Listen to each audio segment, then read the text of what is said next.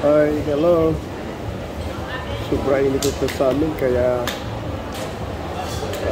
dito muna sa loob na shopping center para mapapalamig ang init sa labas.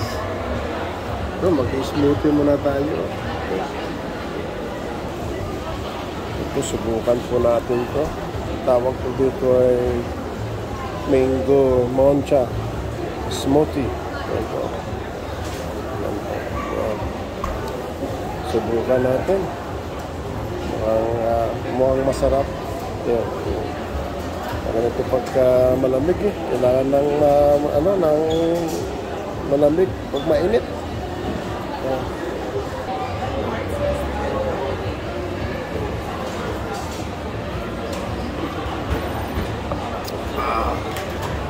Ating lamig.